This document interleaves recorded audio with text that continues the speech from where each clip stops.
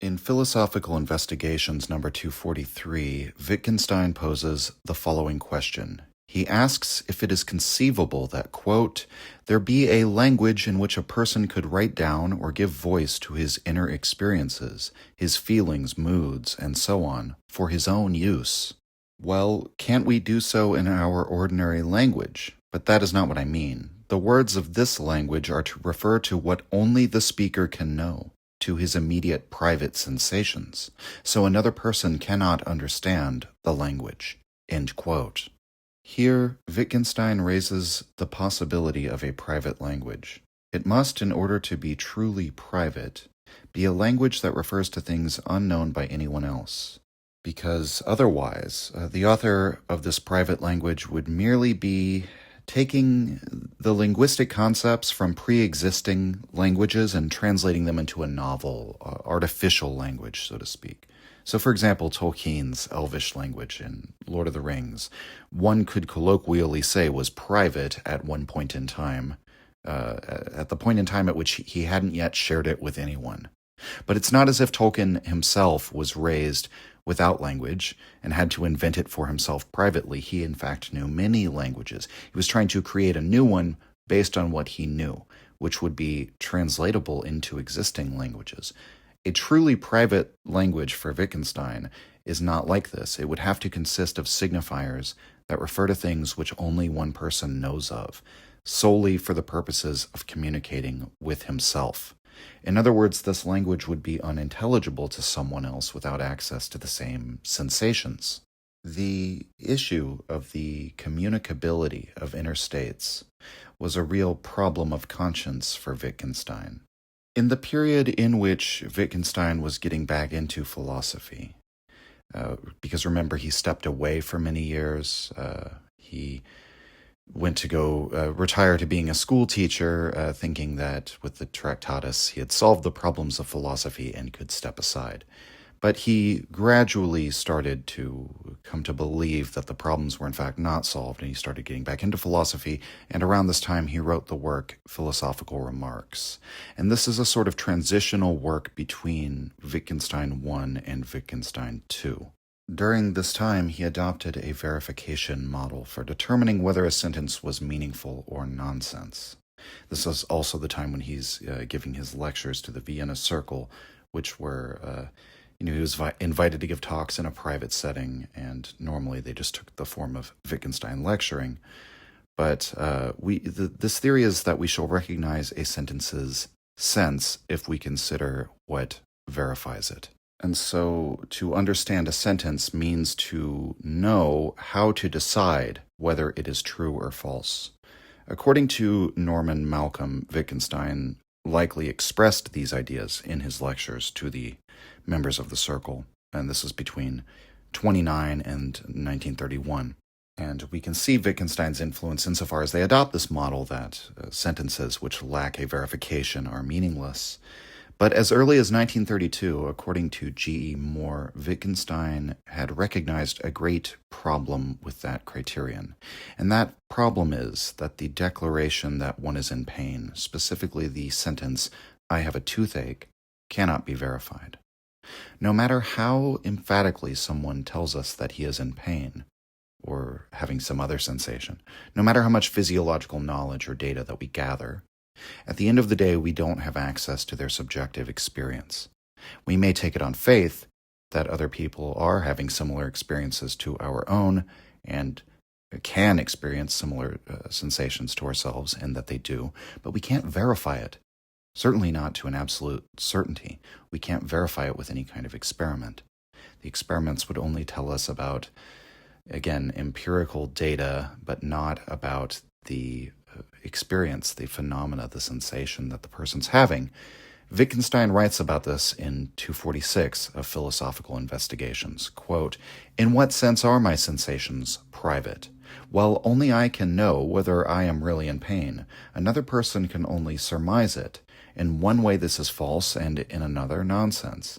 If we are using the word know as it is normally used, and how else are we to use it, the other people very often know if I'm in pain. Yes, but all the same, not with the certainty with which I know it myself. This much is true. It makes sense to say about other people that they doubt whether I am in pain, but not to say it about myself." End quote. The question then is the statement "I have a toothache" meaningful, or is it senseless? Clearly it is meaningful. I mean, on an intuitive level, we all understand what someone is saying when they report that they have a toothache or some other pain. This is the polysemous nature to the word "know" in the above passage, in that the verification theorists have their own sense for what it means to know, but Wittgenstein points out that there's another sense, in fact, he would argue the more proper sense of the word, and that is its use.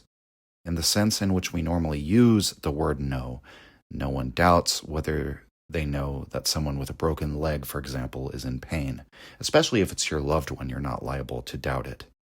So if philosophers are going to declare that such a statement is meaningless, then they've lost touch with reality, and therefore we have to reckon with the fact that the verification principle can't account for the entirety of meaning in language, because, again, that would be to ignore use. It would be to ignore the language games being played. And so this is the shift in Wittgenstein's thinking over this transitional period away from the verification principle to the theory that we outlined last time of language games, use, context, and forms of life. And so we've reached an impasse with the verification theory, or really any theory of language that involves the idea that the signifier is describing some sort of objective fact in the world that we have access to when we talk about the private sensations of other people. Wittgenstein writes in 251 that the privacy of our sensations is something with which we can't imagine the opposite, not because of an inadequacy of our imagination, but because what is meant by "my sensations" is necessarily private. He says it would be an illusion of a kind to treat the privacy of our sensations as an empirical claim. In fact, it's a grammatical necessity.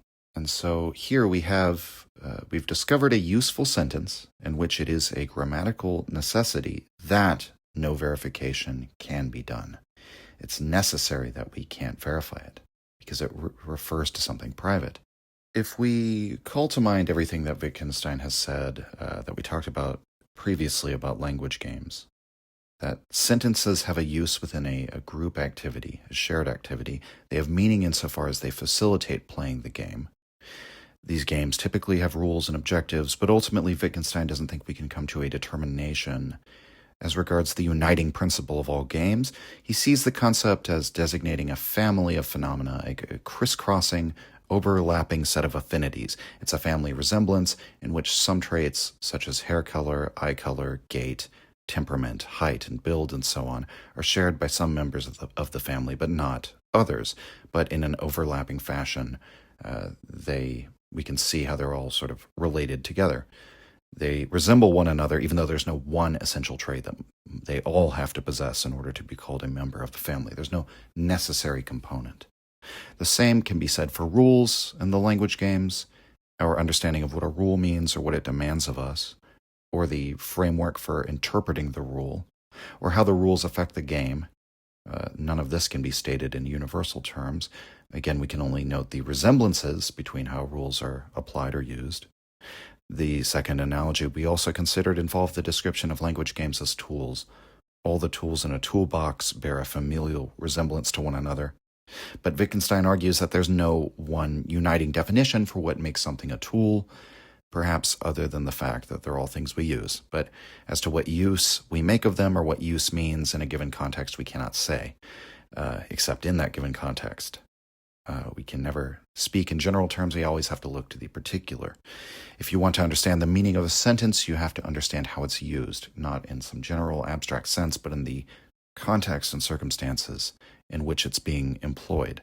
And within this framework, we can understand the phrase, "I have a toothache," as a meaningful sentence. People use sentences like that one within our language games. They're able to do things with that sentence. The sentence has a meaning because it has a use.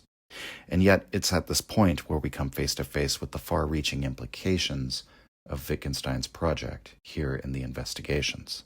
By explaining the meaning of a sentence through its use in a language game, we do make the sentence, "I am in pain," a meaningful one, but it's not meaningful in the sense that it refers to some real inner state whose content can be intelligibly communicated.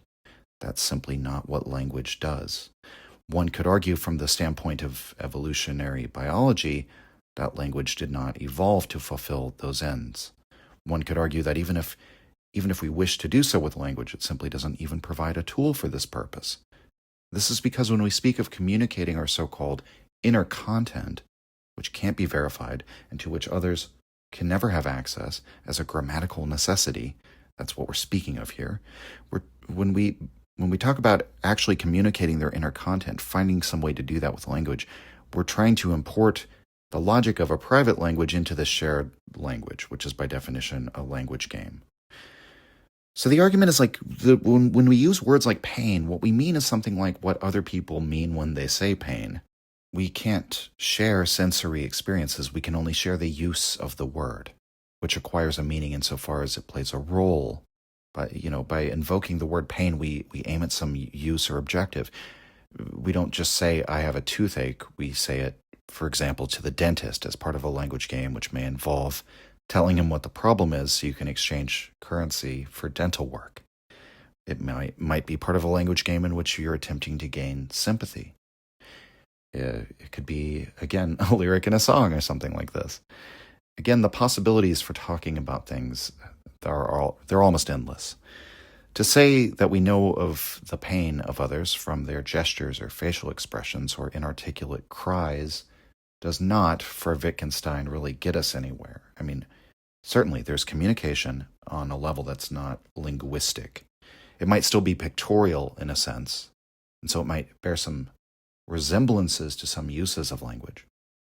But what does the cry of pain tell us that the sentence, I am in pain, does not? Quote, the verbal expression of pain replaces the crying. It does not describe it, end quote. And so we don't further explain anything by moving from the verbal to the pre-verbal or from the pre-verbal to the verbal. Wittgenstein writes in 253, quote, another person can't have my pains. My pains, what pains are they? What counts as a criterion of identity here? I have seen a person in a discussion on this subject strike himself on the breast and say, but surely another person can't have this pain. The answer to this is that one does not define a criterion of identity by emphatically enunciating the word this, end quote. So it's interesting. I mean, there's a subtlety there where he's showing us how a gesture of beating against one's chest is serving the function of creating an emphasis. It's a way of italicizing the word this in a gesture. And so there is a translatability between gestures and words oftentimes. But so the other thing in the passage, though, the most important part is that the idea that another person can't have my pain is just as impossible to verify as the claim that another person could know the exact same feeling or sensation that I experience. Because in both cases, we're leaning on this concept of an interiority that we can meaningfully talk about. But in fact, it is that very interiority that we are never able to meaningfully talk about, because that would be the communication of what is private, and it therefore takes us out of the domain of language. And so the words indicating our pain or his pain or the idea of shared pain or incommunicable interior states of pain, none of that actually refers to the inner content. It's only meaningful insofar as it has this shared use, yet again. Wittgenstein further explores this in 257. Quote, what would it be like if human beings did not manifest their pains, did not groan, grimace, etc.? Then it would be impossible to teach a child the use of the word toothache. Well, let's assume the child is a genius and invents a name for the sensation by himself. But then, of course, he couldn't make himself understood when he used the word. So does he understand the name without being able to explain its meaning to anyone? But what does it mean to say that he has named his pain? How has he managed this naming of pain? And whatever he did, what was its purpose? When one says he gave a name to his sensation, one forgets that much must be prepared in the language for mere naming to make sense. And if we speak of someone's giving a name to pain, the grammar of the word pain is what has been prepared here. It indicates the post where the new word is stationed. End quote. This relates us back to some of the insights and the investigations that we discussed last time namely that the language game embodies a form of life, and Wittgenstein explores how even the learning of names would itself be a language game. We might imagine the teacher showing what is named through ostensive demonstration by pointing at things, but even this demonstration can't be understood in a vacuum, as though nothing is required as preparation before such a game can take place. As if it could just, quote-unquote, happen. There is interactivity and shared purpose. There are rules that have to be formulated, interpreted, and understood. And at the bottom of it all, there's a form of life that is bringing the language game into existence for its purposes. In a society where people did not manifest their pains in any way, in which everyone is perfectly stoical all the time, and in which there was no word for our sensations of pain, Wittgenstein implies that even a genius within that world would have no impetus to invent the word for pain, because there would be no station at which the word could stand a post. Little military metaphor there. And on a more basic level, why would he think to invent a word for something that he couldn't communicate or explain? What use would the word have? If there's no use, what is its meaning? What could it possibly be? Wittgenstein continues the investigation in 258 with one of the most significant thought experiments in the text, in my opinion. Quote, let's imagine the following case. I want to keep a diary about the recurrence of a certain sensation. To this end, I associate it with the sign S and write this sign in a calendar for every day on which I have the sensation. I first want to observe that a definition of the sign cannot be formulated, but all the same, I can give one to myself as a kind of ostensive definition. How? Can I point to the sensation? Not in the ordinary sense. But I speak or write the sign down, and at the same time I concentrate my attention on the sensation, and so, as it were, point to it inwardly. But what is this ceremony for? For that is all it seems to be. A definition serves to lay down the meaning of a sign, doesn't it? Well, that is done precisely by concentrating my attention, for in this way I commit to memory the connection between the sign and the sensation. But I commit it to memory can only mean this process brings it about that I remember the connection correctly in the future. But in the present case, I have no criterion of correctness. One would like to say whatever is going to seem correct to me is correct, and that only means that here we can't talk about correct. End quote. So, moving on from the example of pain, we are now considering a novel sensation, or one for which someone can find no word. In theory, this sensation S could refer to a sensation for which we have a word, but in a society in which there's no pre-existing use for that word. But what Wittgenstein is trying to do here is to show us the distinction between how our language games treat sensations and how we use the signifiers about them, and how they obtain a meaning, versus how we think about the words for our sensations, or how we think about them, as referring to a real and private interiority that's somehow expressed within the shared and public language game. So solely by oneself can you, like the teacher in the thought experiments, can you, so to speak, point the way the instructor points, not with your finger, but with your attention to a given sensation that you know no word for in your language. And so you call it out, you write down every instance of its occurrence with a given signifier, S, the letter S, the same way the teacher points to an object and says slab, and we learn to repeat the word slab. Can we ourselves point to the sensation S and learn to repeat the word S every time we experience the sensation? Can we do our own private ostensive teaching, which would create, therefore, our own private word? If this were the case, it could pose a problem for Wittgenstein's new theory of language, not just his old one. It would pose a problem for both. The problem, of course, is that when playing this game with yourself, you have no one to correct your errors, so correctness can't be part of the game's rules. What sense does it make to even say that a given name could be correct or incorrect as regards your names for your sensations? No one else could verify its correctness other than yourself. And here we're not speaking of verification in that scientific sense or in an empirical sense. We're speaking of it in the sense of the teacher pointing to the object, perhaps with a gesture to you, perhaps with an expectant expression as if to say, what is it called? And you respond, slab, and the teacher shakes his head. He says, no, it's a beam. Whoops, you got it wrong. How do you know that you got it wrong within the language game between teacher and student? Well, because you're playing the same game together with the whole class, and when you put a word to the wrong use, this will come to light over the course of playing the game. Your use of language is constantly being evaluated and judged by the other participants in the shared language games that we play. And if you don't think this is true, I mean, again, just go ahead and try using words to indicate their opposite meanings, or just randomly replace the appropriate word in a sentence with an unrelated word.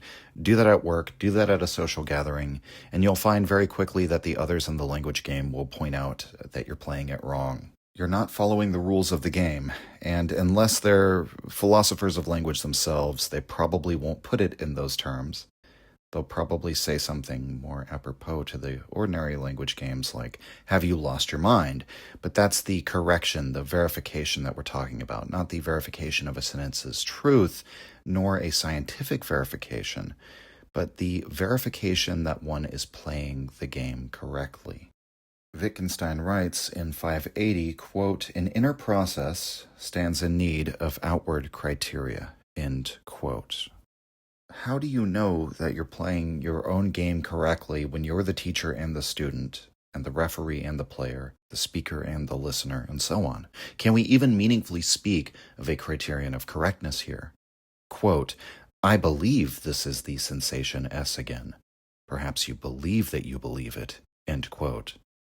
You might believe you've experienced the sensation S a second time after recognizing it the first time, but how would you know that you have?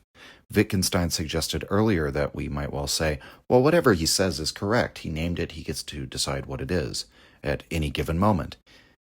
That's not how words are used in language games, though. There are rules in the language games that don't just depend on the arbitrary decisions of one person. At least typically there are. Again, it's hard to make these overgeneralized claims about how the rules of language games work, but we can at least say that the names don't arbitrarily change according to the whims of one player, except in very special circumstances. And even then, that would require some degree of understanding of that as within the rules, so to speak. For most of the games that we play, the names wouldn't be useful if they were subject only to whim. Quote, are the rules of the private language impressions of rules? The balance on which impressions are weighed is not the impression of a balance, end quote. So what use is your signifier S? What does it tell you? At best, we can say this is a kind of personal ceremony or ritual. But is the naming of S a linguistic event? That much is not clear. What is its use in a linguistic sense? Perhaps, he muses, we might resolve to use their term S in such and such a way, but how could one resolve to use a signifier that's not part of a language? Would he invent his own technique for applying the word? But then for whom? For just himself? Wittgenstein pushes farther and asks, by what right are we calling this signifier for a private experience a quote-unquote sensation that we quote-unquote have? He writes, quote, sensation is a word of our common language, which is not a language intelligible only to me. So the use of this word stands in need of a justification which everybody understands.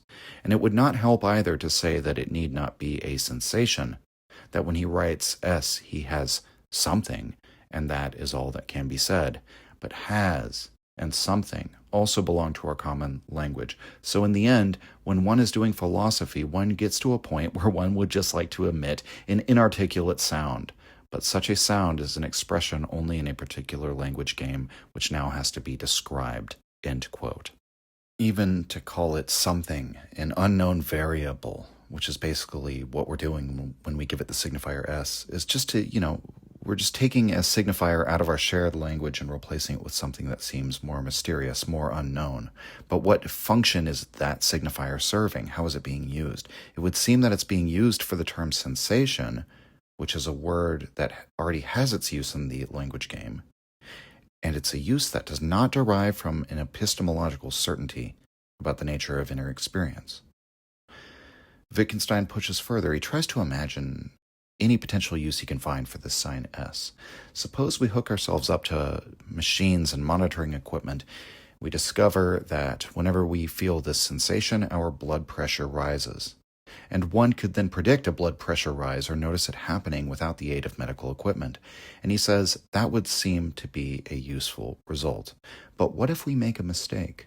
Well, we can check our sensation against a manometer to make sure it's correct. But then at this point, is the knowledge of the sensation still useful? Is not the manometer really the thing that we're using to measure? Well, perhaps if we don't have access to that and we feel the sensation that we've identified, we'll know we need to do something to lower our blood pressure. We need to calm down, right? Something like that. But that usefulness is only established on the basis of having cross-referenced it with a machine, with external equipment. And if the technology was ever developed when we could simply just monitor our blood pressure with the aid of such equipment, using empirical means, right? If we could do that at all times, which, by the way, we can do now. People have Fitbits and things like that. Which measure will be more effective? Our subjective experience of the sensation based on our past memories of it, which can't ever be verified other than our own, how we're feeling at the moment, or should we trust the medical equipment? The point I'm coming to here, kind of circling around, is that the name for a sensation is being used here for the purposes of drawing conclusions about one's physiology. That might have a purpose, but it doesn't seem clear that this name could ever become part of a code of personal signs if we didn't have recourse to technology, to empirical means to make use of it, because in that case, the verification is actually being done. It's being done not by you playing a language game with yourself, but again, with the aid of technology. So in a way, this example takes us out of the language game rather than reveals the use of a private language game. And what Wittgenstein, I think, is drawing our attention to here is the fallibility of human memory, our inability to really trust ourselves and our own subjectivity, because that standpoint, it always places us at this sort of like an inward-facing vantage point in which we have no comparison or contrast to establish that criteria. We only have the immediate experience and the flickering and unreliable memory that we tend to put way too much stock in. Now, obviously, this doesn't just refer to unknown bodily sensations or just a pain. The way that one experiences a color is a visual impression, a sensation. Wittgenstein argues in 272 that it would be, quote, possible, though unverifiable, that one section of mankind had one visual impression of red and another section another, end quote. Very common philosophical sort of thought experiment. But as he implies in the sections that follow this one, while this is true, that this is a possibility, it doesn't really inform us about the word red. Again, there's a constant problem when reading this text that those of us who have read too many philosophy books are liable, perhaps, to take his claims for statements about epistemology. But Wittgenstein makes a really interesting point in 274 when he says, quote, saying that the word red refers to, rather than signifies something private, does not help us in the least to grasp its function, end quote. And this helps us get at the point that our words, which technically involve, as Wittgenstein puts it, a sidelong glance into our own sense impressions, in which one says to himself, I know very well what I mean by the word, these nevertheless are not used for the purposes of conveying that. Perhaps we could liken that sidelong glance at our own inner state as sort of perhaps akin to the way he described the people in the building language, where you just have the builder and the assistant calling out objects and bringing them. And then he imagines instructing children in the tribe how to use this language. And he says, yes, a picture might form, but is that really the purpose of the instruction? So when I invoke the word pain, a picture might form of my own past experiences with it, at which I may cast, as he says, a sidelong glance. But is that the purpose?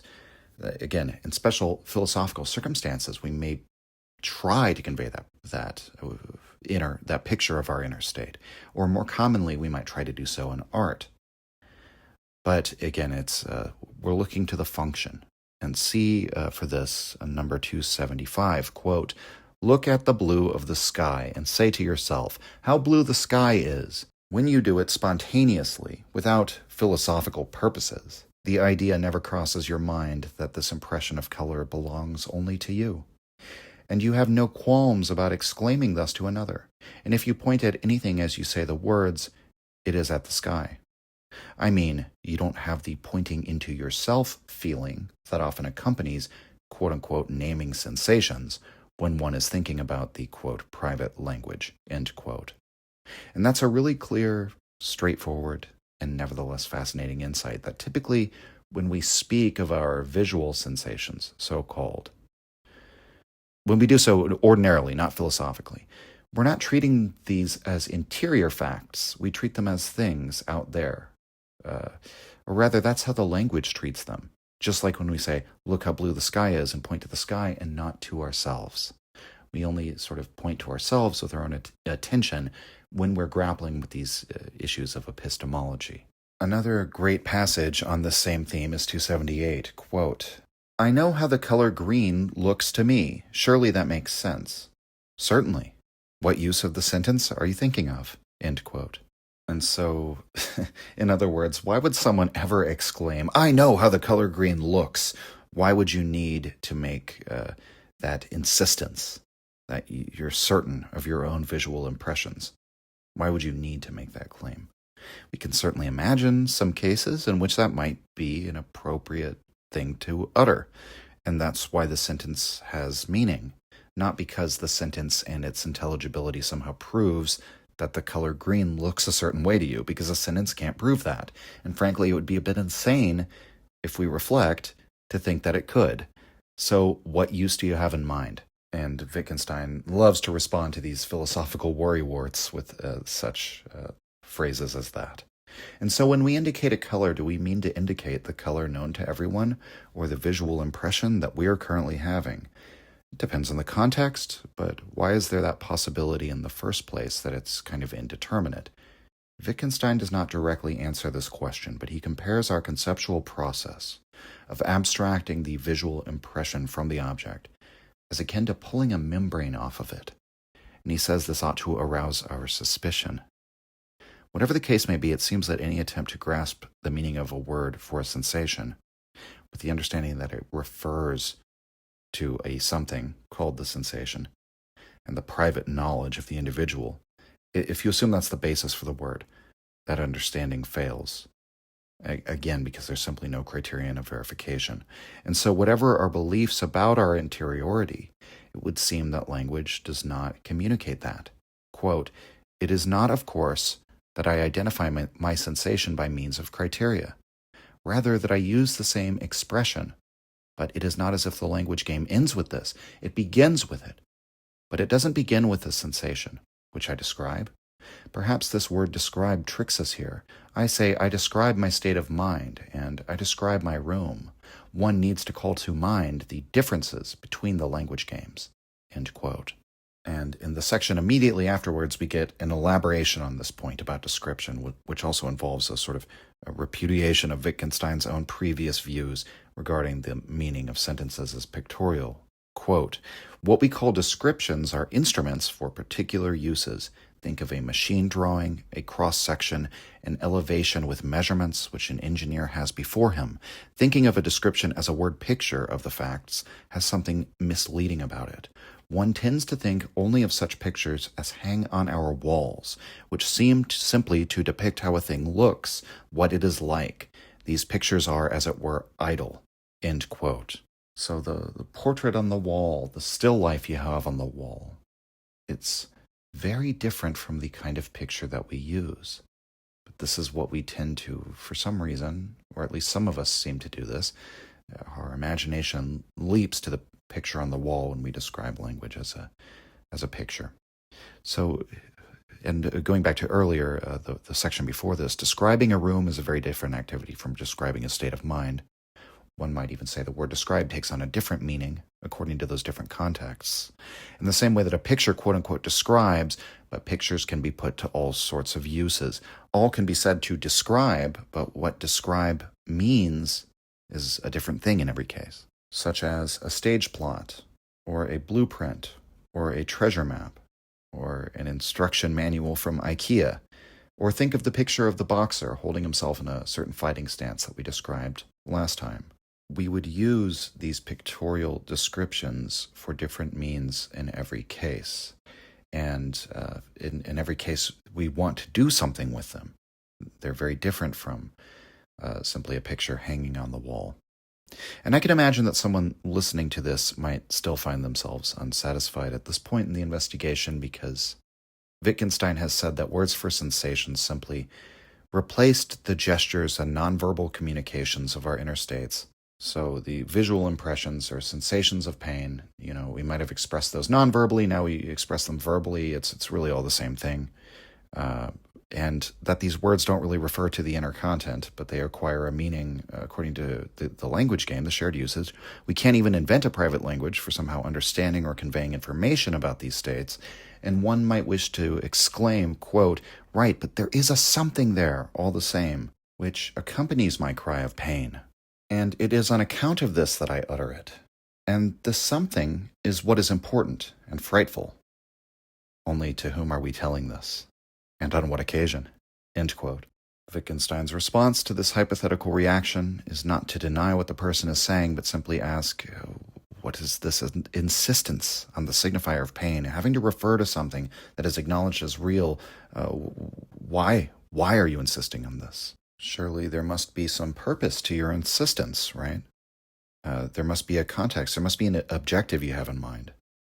There certainly are language games in which it makes sense to assert the reality of sensations upon which our words are based. So perhaps someone like this thinks that Wittgenstein's arguments would trivialize the suffering of others and make us less inclined to be moved by displays of pain. Because after all, what do we know of the subjective experience they're actually having? You could sort of reach that conclusion through this logic. What if the display of pain is merely a pretense? There's a really funny passage where Wittgenstein says, how do we know that the baby's smile, the infant's smile, is not merely a pretense, that the infant is not capable of hiding something from us? What if his gestures and expressions are learned at that age? And they're learned as these signifiers for accomplishing things, getting things. As Augustine says, as soon as he learned the words, the signifiers for things, he used them to express his wishes. As the baby learned an expression and begun to use it to express his wishes. So what if the display of pain is a pretense, right? It's funny because there are certainly cases where it might be. People call in sick to work and they try to pantomime the sound of being sick on the phone, right? Something like that. But notice, in imagining this position that someone might take, the insistence on the reality of inner sensations as that to which the word refers, we're imagining someone taking issue with how Wittgenstein's words might be used, how his arguments might be used, how his insights, if we take them seriously, might disrupt the language games we're already playing around, for example, pity and compassion and so on. And to turn the argument back around against the sensations realist, or whatever we want to call him, Wittgenstein might say, the situation for your position is even worse than you think, because regardless of how you think we ought to talk about our sensations in order to affect the right attitude about compassion or what have you, the fact remains that factually speaking, empirically speaking, we're not any closer to a way of verifying the subjective experiences of others.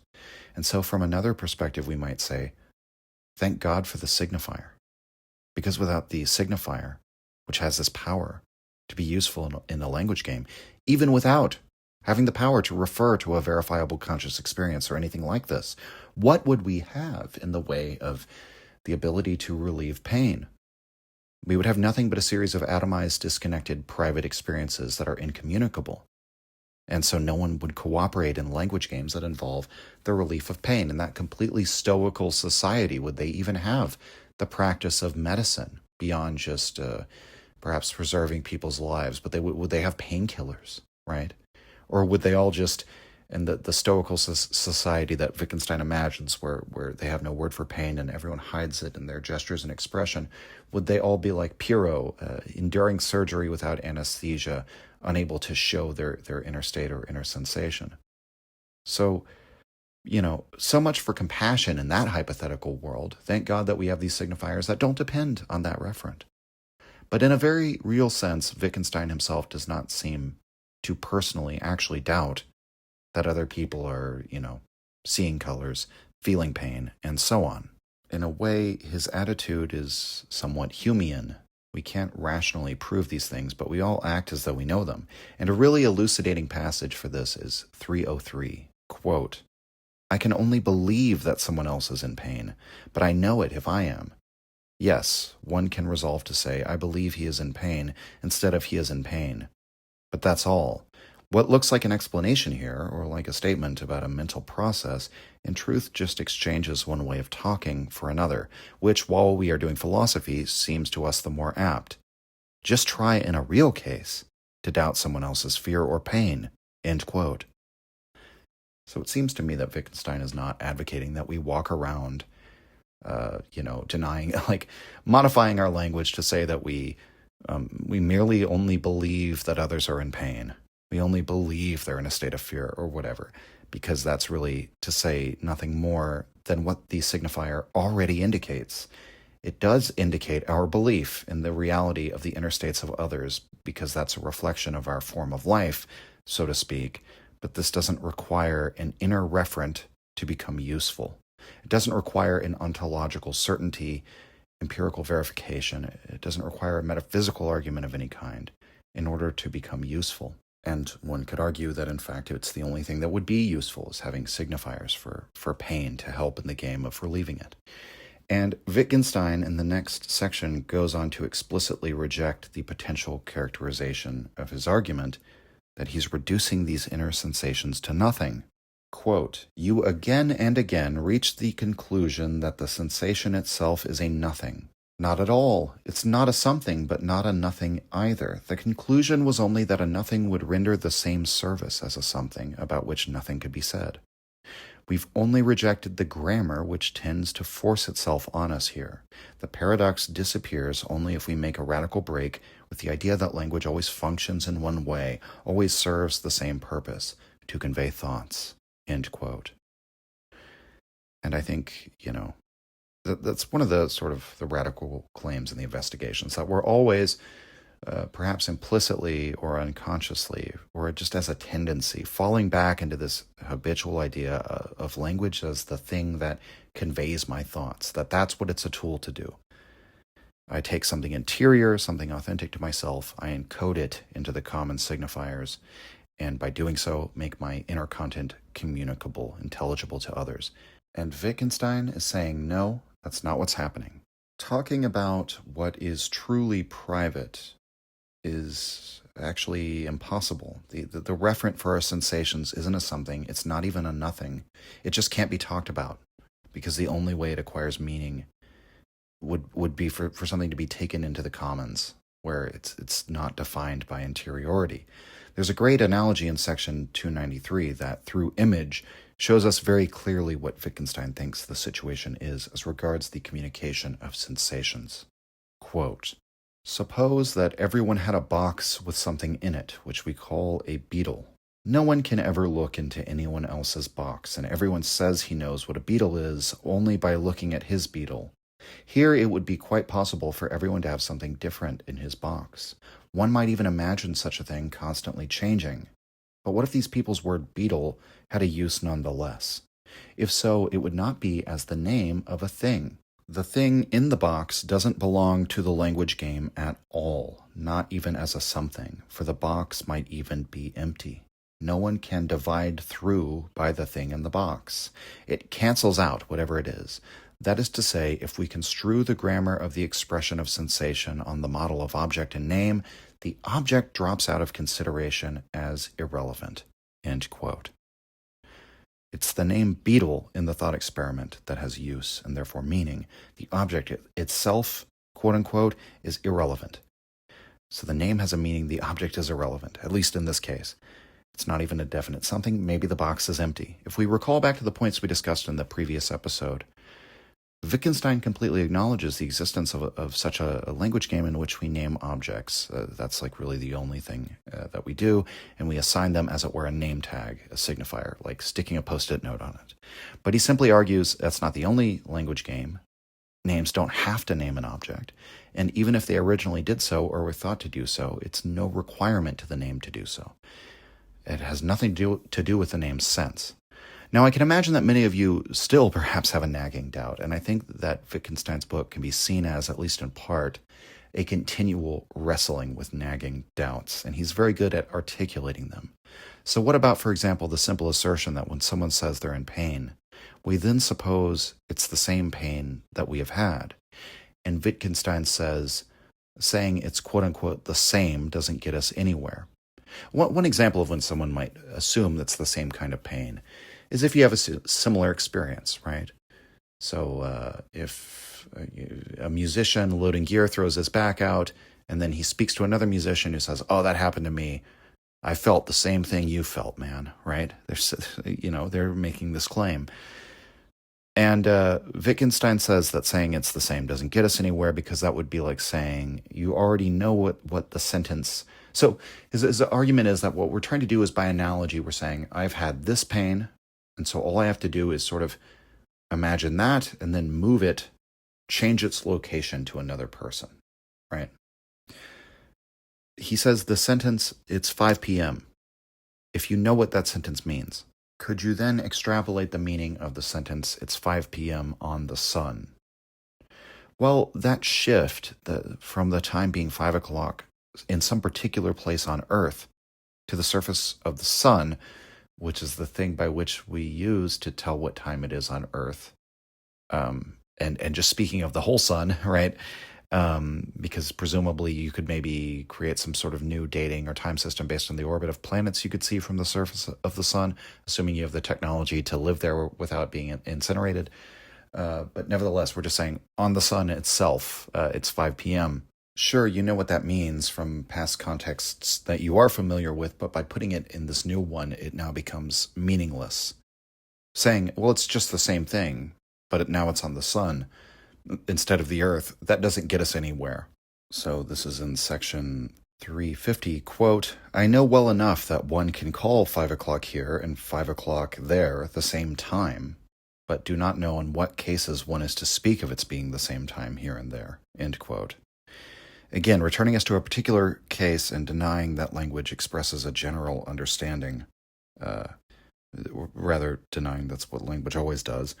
Let's look at how Wittgenstein concludes the section, quote, "In exactly the same way, it is no explanation to say, the supposition that he has a pain is simply the supposition that he has the same as I. For what's surely clear to me is this part of grammar, that one will say that the stove has the same experience as I if one says it's in pain and I'm in pain," end quote.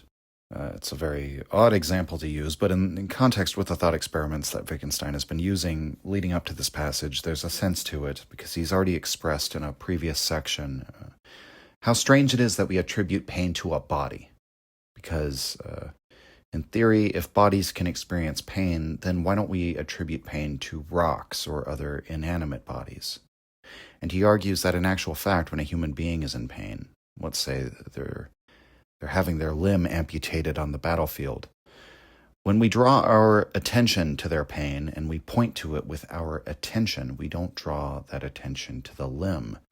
We draw it to the eyes. So it's not the particular place on the body that we feel compassion for, but the person.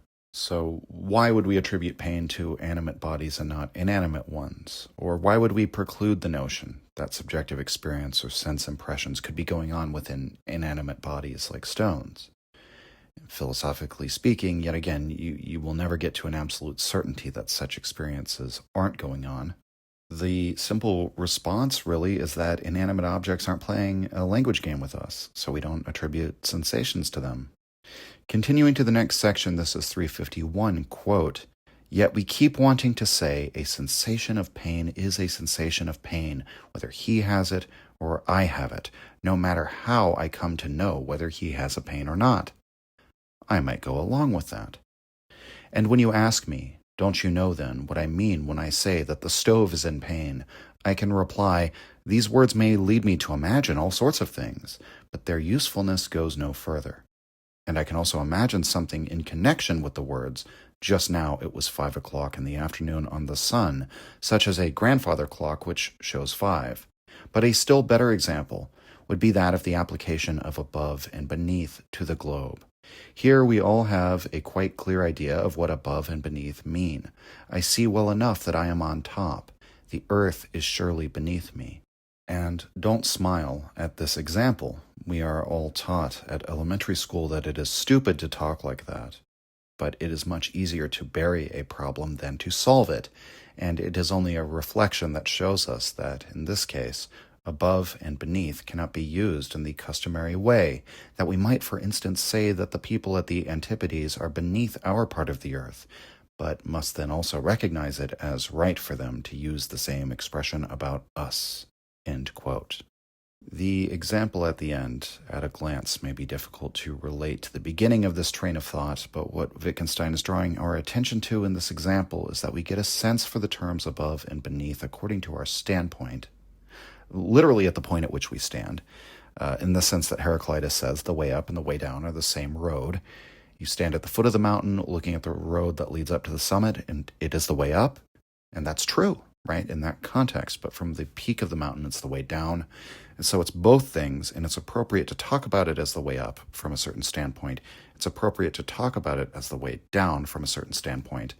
And a standpoint that implies sort of a goal, right? So if your goal is to climb Mount Everest, at the base of it, then the hiking trail, the climbing trail, the path that you follow is the way up, because your goal is to reach the summit, right? And if you stood at the summit of Everest and say that the path taken by the climbers is the way up, if people, your other climbers say, okay, where's the way up from here? And you're already at the summit of Everest, the people around you aren't going to understand. They'll probably think that you're suffering from oxygen deprivation because there's nowhere to go from there but down.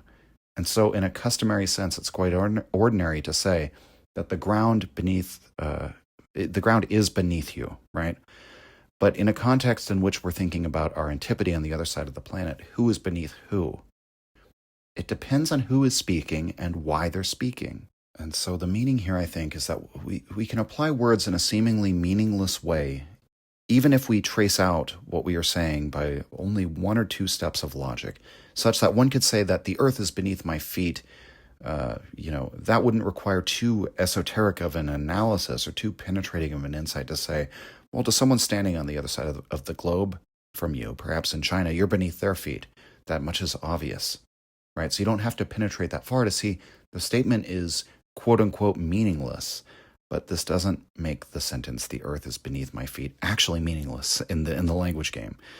And so here, as always, we have to look to what we are intending to do in response to the claim that it's 5 o'clock in the sun or the stove is in pain. We can imagine certain images or ideas associated with those declarations. We can imagine a standpoint even from which such an utterance could be meaningful.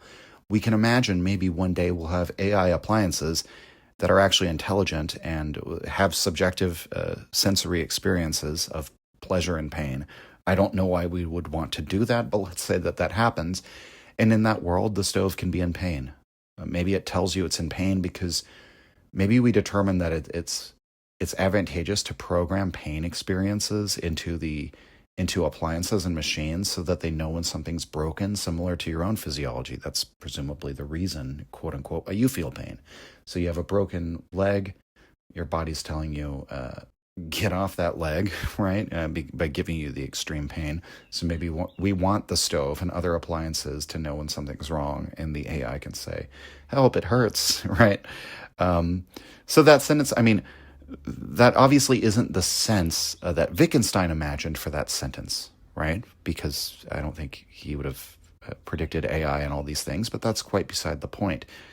The point is that a very strange sentence that's logically meaningless can acquire meanings, given contexts that we perhaps haven't imagined, but nevertheless are possible. And so to bring this back around to the beginning, when Wittgenstein says, yes, I might be willing to go along with the idea that we know what pain is. It's a sensation.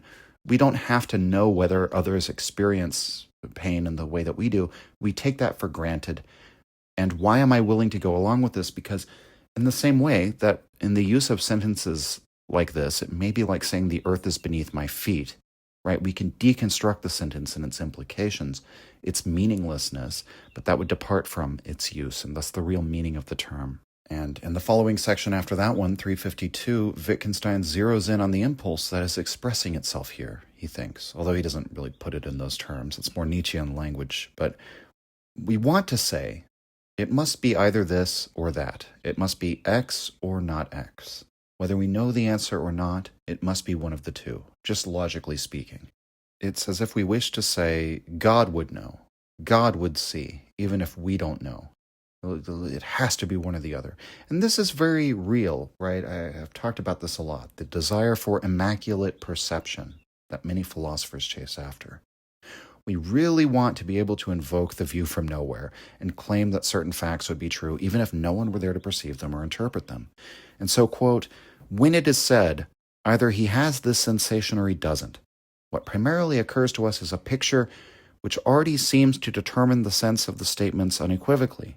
Now you know what is in question, one would like to say. And that's just what it does not tell you, end quote. And the way that I interpret this is that by drawing our attention to the dichotomy, the true dichotomy that may be demanded by logic and the law of the excluded middle or non-contradiction, we're trying to say, as it were, this is the thing we should be concerned about. This question along the lines of, okay, all this stuff about grammar is interesting, but do people actually have pains that are the same as ours or not? Is the word referring to the same thing, quote unquote, or not? And Wittgenstein's response is to say, no, this ostensive demonstration, this pointing to a logical demand to exclude the middle, that does not in any way tell us what the relevant thing is to focus on in understanding language. It reminds me of his earlier remark of someone beating his chest and emphasizing this pain. It's just an italicization, an emphasis by the logician or the philosopher. No. This is what the thing is. That's what we have to address in our philosophy of language. We have to know how it is that words refer to things and how we can trust the word to tell us about the referent. We must be able to say definitively whether speaking of the pain of others as comparable to ours is logical or not. But emphasizing the word this is not the establishment of a criterion for judging what is important. By emphasizing either he has this sensation or he doesn't, now you know what's in question. And Wittgenstein simply says, no, that's not important on the level of grammar. It's precisely, you don't know what's in question here. A bit later, Wittgenstein makes a rather clarifying remark in 355, quote, the point here is not that our sense impressions can lie to us, but that we understand their language. And this language, like any other, rests on convention, end quote. Wittgenstein speaks here of the language of our sense impressions. So he's speaking perhaps figuratively of how the sense impressions speak to us. And so many of our philosophical arguments treat the question of the language of the senses as this question of their honesty. Are our sense impressions, accurate? Are they truthfully reporting the facts of the world? Or are they deceptions? Are they distractions that ensnare the unphilosophical minds, as Plato might have thought? The key for Wittgenstein is to understand what linguistic conventions are created by the sense impressions themselves, with which we then communicate. The aspect of convention should not be seen in trivial terms. We're speaking here of how the games are played, we might say, which is always convention, but that doesn't mean it's unimportant. It's sort of in the sense that Hume talks about custom. It can seem to be trivializing and sort of diminishing our reasons for doing things. But oftentimes, in both of these cases, Wittgenstein and Hume, convention or custom, we're talking about something that we act, that we do, without needing logical justifications to back it up. But there are still many potential nagging doubts, expressed, for example, in 358, quote, but isn't it our meaning it that gives sense to the sentence? And here, of course, belongs the fact that one cannot mean a senseless sequence of words. And meaning something lies in the domain of the mind, but it is also something private. It is the intangible something, comparable only to consciousness itself. How could one find this ludicrous? After all, it is, as it were, a dream of our language. End quote. At a glance, it almost seems as if Wittgenstein has thrown away everything he's been arguing with this passage. It would seem that when we introduce the meaning in the sense of saying, I meant this when I told you that, right? The sentence is sensible in our language. There are games in which the contexts in which it makes sense. I'm your supervisor. I tell you to do a task. It's your first day, so you misinterpret my orders. And because it's your first day, when I return and see that you've completely done the wrong thing, I very nicely and gently say, no, what I meant for you to do was this. And perhaps this is accompanied by a new ostensive demonstration or whatever. Or, boyfriends and girlfriends say these kinds of, or husbands and wives say these kinds of things to each other all the time. Okay, that really hurt your feelings, but I didn't mean to hurt your feelings when I said that you always do this thing that annoys me. What I meant was this.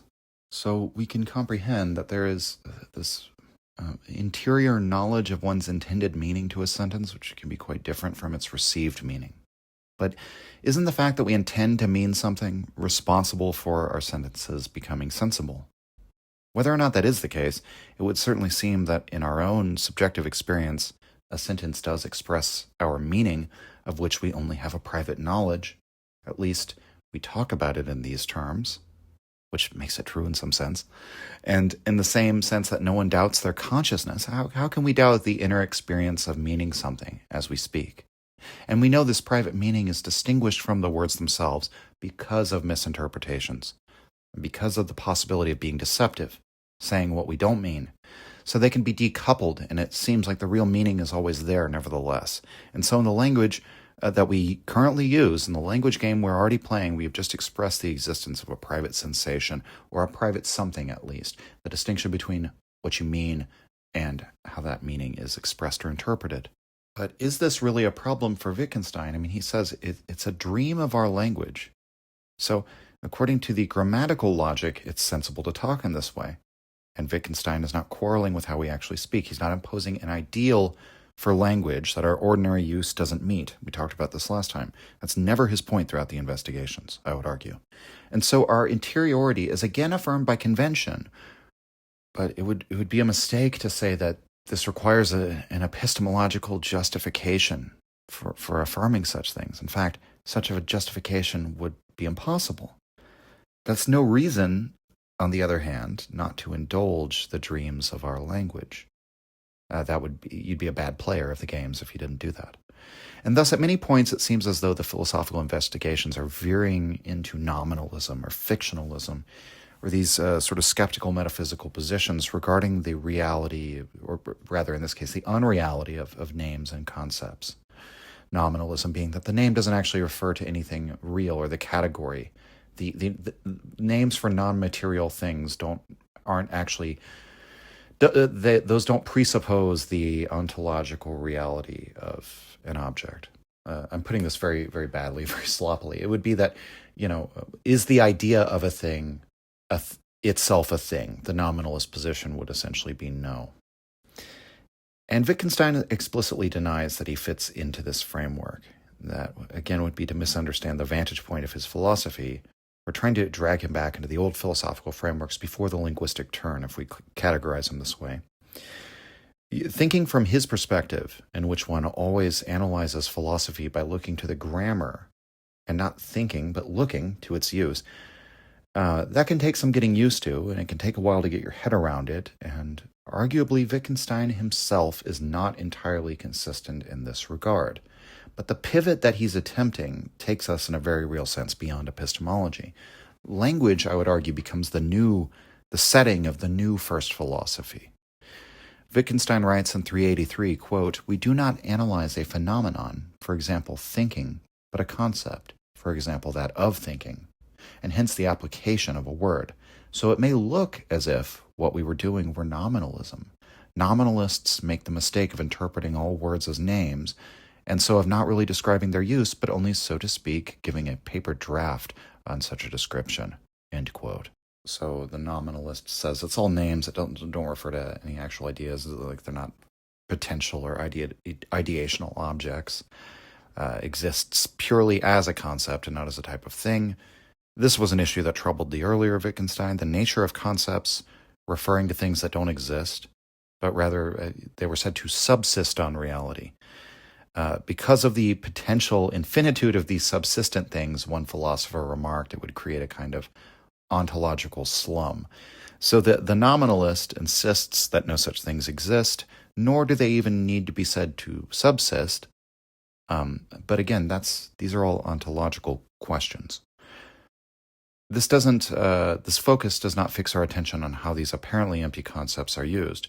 So, for example, you can break down all of the logical fallacies and unfounded assumptions, even within a very basic and widely believed philosophical, like Descartes' cogito ergo sum, right? Nietzsche, for example, himself does this in Beyond Good and Evil. He raises these critiques of how are we to say that what we call thinking is not willing or perhaps even feeling? The idea of making these distinctions about inner experiences on the basis of these conceptual categories, that itself is kind of like based on the idea that we know what thinking is, as distinguished from other types of inner experience. We could only do so on the basis of a comparison or contrast. But on what basis, on what standard, what criterion could we make that contrast, make the determinations that what is going on at a given moment internally, like whether it's to be called thinking or something else? Now, I have mentioned in the past that Wittgenstein was very unread in philosophy, but he likely did read some Nietzsche, by the way. And many of their points on language are very similar, remarkably similar. Their styles are very different, but actually, even in terms of style, I take that back. They share some unexpected similarities because philosophical investigations is to some degree an aphoristic work. It has no chapters, just the numbered sections. And so in a way, the structure is similar to, or like it reminds me of Human All Too Human Volume 2 or Wanderer and His Shadow. But in any case, the nominalist approach might be to say that such uncertainty about being able to label and categorize and record our states means that the concepts we have of such states are only nominal, they're only names and have no ontological reality. And this might follow from Wittgenstein's own arguments concerning the impossibility of a private language, of signifiers for inner states and sensations. And yet Wittgenstein says, we have to go to the use of the concepts, we have to look to the language games in which it becomes sensible to say, I wasn't thinking, I acted on a feeling. That statement requires that whole basis of comparison of inner states that Nietzsche criticizes, and that we can criticize on a, again, ontological level. But the sentence works, right? Or I had to will myself to overcome my cowardly thoughts. Or with practice, I was able to master my passions with the power of thought, right? People say all of these things. Questions not their ontological validity, but what are they intending to do? Why would somebody say that? What objective does the sentence achieve? And from that, what does it tell us about the language game in the fact that, the sentence, I acted on a feeling rather than thinking? That's a perfectly meaningful sentence. So it must have a sense to it that in some way doesn't really depend on a clear knowledge of inner content. Or even non-blurry boundaries between feeling and thinking, I would argue. I'm sure when I say I acted on feeling rather than thinking, we can imagine all sorts of ways in which context, imagine it for yourself, reflect on the context in which you might say such a thing. And images come to mind, yes, and perhaps your own inner states and feelings come to mind. But there's a reason why you would express that statement. Might be an apology, might be something you say before a judge in certain circumstances, right? There's all sorts of things. And following this section, Wittgenstein gives us one of the most devastating aphorisms in the entire book. 384, quote, "You learned the concept, pain, in learning language," end quote. So for all of our inquiries into the possibilities for a private language and into the relation of inner sensations to linguistic meaning, let's take a step back and remember, we are not ourselves the genius child and the hypothetical Stoic society with no word for pain who had to invent his own signifier. We did not, in fact, learn the use of the word pain by having pain and then asking someone else, I'm having this weird sensation that I don't like. What is it called? Right? In fact, we were trained in the language game to understand pain from the sentences expressed by others, from the gestures and expressions, inarticulate cries of others, from the depictions of pain that happen in film and theater and stories, in music even, from our observations of the use of the word and the rules of the game as it played out around us. We did not, as it were, know something privately of pain and have to invent a word for it. The concept in actual fact was given to us ready-made, and it came with a series of explicit and implicit uses, and we were instructed how to use the word pain. That's how we became acquainted with pain, the word concept. We experienced many particular iterations of language games in which we learned or were instructed the right use of that word concept within a sentence or expression. And you might say, what do you mean by the right use? And if you're asking me that at this point, you haven't been following along. The use in which one plays along with the particular game. The way in which you learned the word pain, therefore, had nothing to do with inner content at all. It had to do with the form of life in which you live and that you act out. When it comes to the meaning of meaning, and here we mean the term meaning as an active verb, the act of meaning something when you say it, right?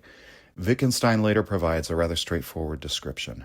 In 455, he writes, quote, "We are inclined to say, when we mean something, there is no dead picture here, no matter of what kind, but rather it's like going towards someone."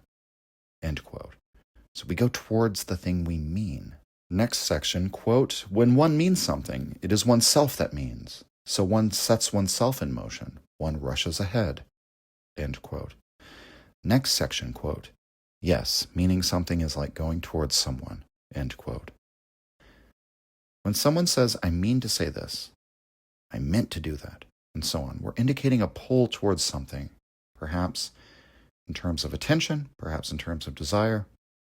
Wittgenstein describes it in terms of movement, and I cannot help but think of the potential comparison to the will to power, that in trying to determine what we're referring to when we look to our inner content, our inner experience, what we mean versus what we say, we're referring to something like will, what we willed to say, what we wanted to say, what we desired to say. And so in a sense, our meaning is just a report of what we want. And so when we express that we mean something or we meant something, we're making a statement about desire or will. And this, far from being foreign to the language game, is perhaps so central to it that it's hard to conceive of a language game without it. Again, a game without some point or object. Even if the goal is always shifting in some cases, or the rules changing, some desire, some ends that we wish to achieve, something we want to do or build or accomplish. That's the coin of the realm here. See number 564, quote, "The game, one would like to say, has not only rules but also a point." End quote. And so when we talk about meaning something, yet again here, we're not talking about an inner experience. We're talking about our objectives as a player. Wittgenstein puts this beautifully in 491, quote, "Not without language we could not communicate with one another, but for sure, without language we cannot influence other human beings in such and such ways, cannot build roads and machines and so on. And also, without the use of speech and writing, human beings could not communicate." End quote. And so then, when we say language is a tool, this is not meant abstractly. What is meant here is it's a tool for building roads, for building machines, for waging wars, for buying and selling, for obtaining social prestige, for getting your toothache fixed, and yes, communicating information. That might be part of almost all games, though not necessarily. It's merely a familiar feature, a repeated trait, a part of the crisscrossing and overlapping affinities of nature. But that is what we really mean when we talk about language as embodying a form of life, when we talk about it as a tool. If you say it's a tool but stop short at a tool for communication, you're leaving out that the communication itself is just, it's a tool of something else. The real value of language cashes out not in perfectly clear and perfectly expressed sentences, not in definitions with perfect boundaries, not in a conceptual framework that accurately represents the objective world or communicates an inner state. It rather cashes out in, for example, roads and bridges. And if we miss that, the particular embodied goals of language at every specific context, we'll miss the whole story of language. And we'll stop short of seeing its multiplicity and its diversity and its flexibility according to the circumstances. And so what would it mean then to invent a language?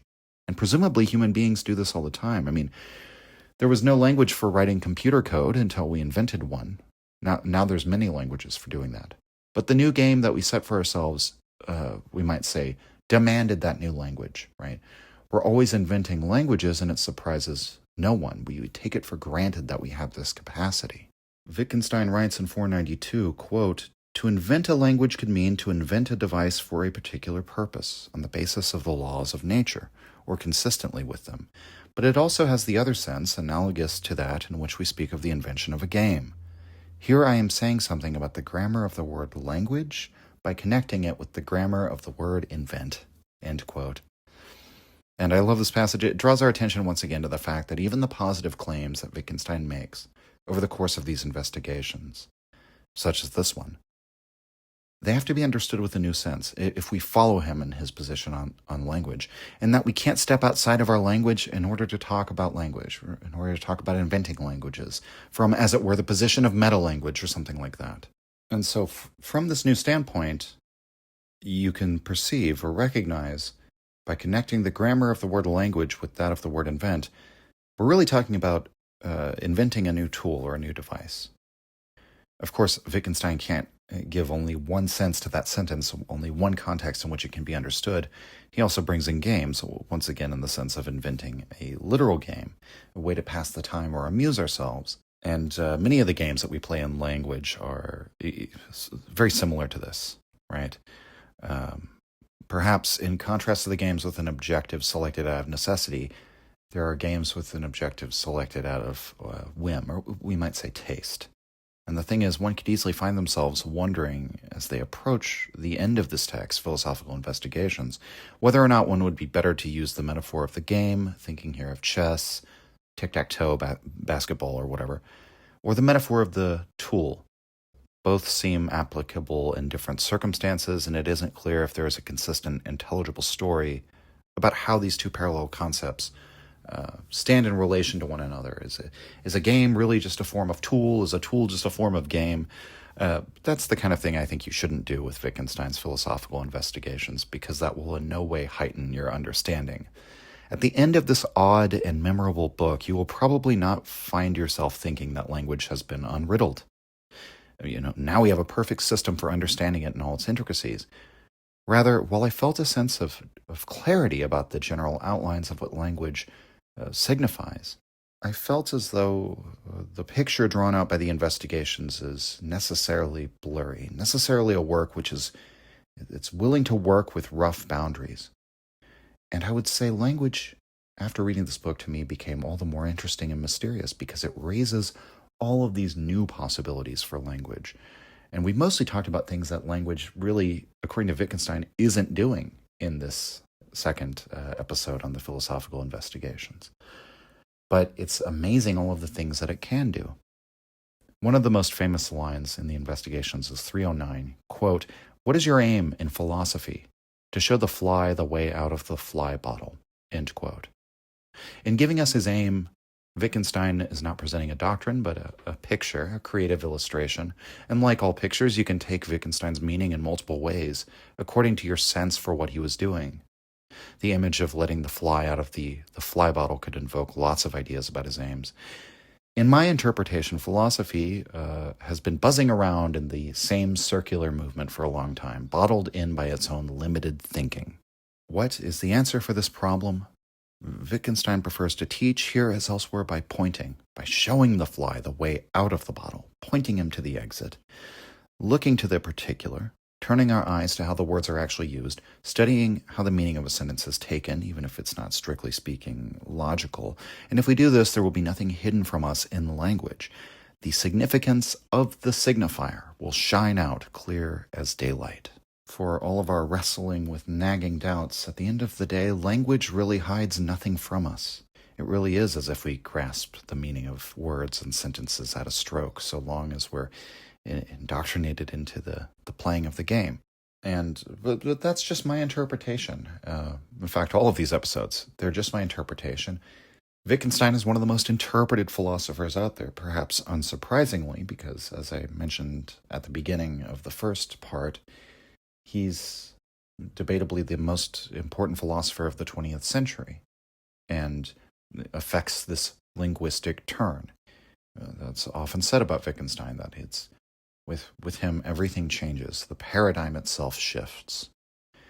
And so Wittgenstein's ideas are just sort of in the oxygen of modern philosophical discussion, especially analytic philosophy.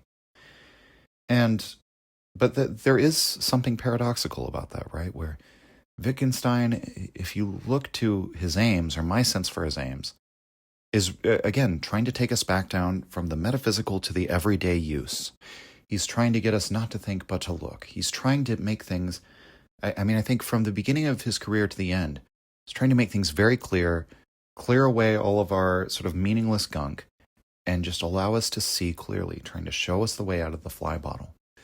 And yet, perhaps just because of the nature of language, his words have provided such an opportunity for so many competing interpretations, takes on what exactly Wittgenstein meant and what exactly he said. And I'm sure there are many interpretations out there from people who would read Wittgenstein very differently than I have in these episodes. But I think I've at least tried to give you what I have found to be not only my understanding from just reading philosophical investigations, but I've tried to draw on reliable sources of the scholarly consensus, the most uncontroversial things that you could say about Wittgenstein. But here, as elsewhere, do we eliminate every doubt? Is there still room for misunderstanding? Is there still room for a new interpretation? Of course, there always is. That's how things are. And as much as Wittgenstein would have liked to have solved philosophy, and I think he made much less of solving philosophy a second time. It's more his epigony and the people who came after him who thought, oh, then he came back and solved philosophy again. I think philosophical investigations should be seen as a work that opens up questions, that leaves language rather open, that opens up the possibilities in a profound way.